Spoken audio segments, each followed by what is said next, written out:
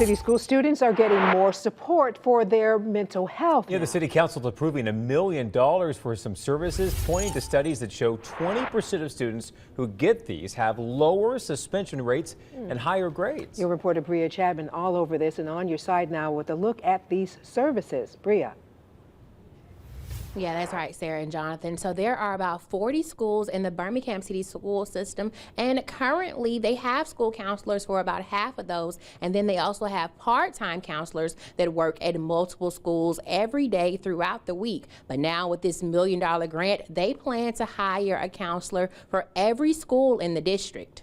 That might look like morning and at one school, afternoon at another school, or it could be 3 days this week at one school, 2 days at a school, and then flip-flop for the next week. Dr. Takwa Lewis serves as the coordinator of guidance and counseling for Birmingham City schools. She says about 21 schools in the district only had counselors part-time. There was a need for more of what she calls the first responders of education. We look at first responders as a school counselor in what you would call a first responder. They are the triage people. If the school counselor is not there when that student needs the counselor, that crisis is still a crisis and it's still for that student, but that counselor may be dealing with another crisis at another campus.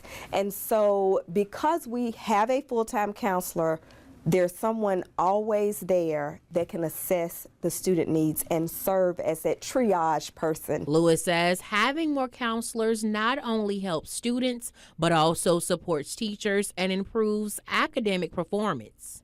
We all know that without mentally being present, you're not going to hear anything that's going on. It's like Charlie Brown. You want. Nobody cares. Those students don't care what you're talking about because they may have experienced something traumatizing the night before, or they may have experienced something traumatizing that morning or on the way to school.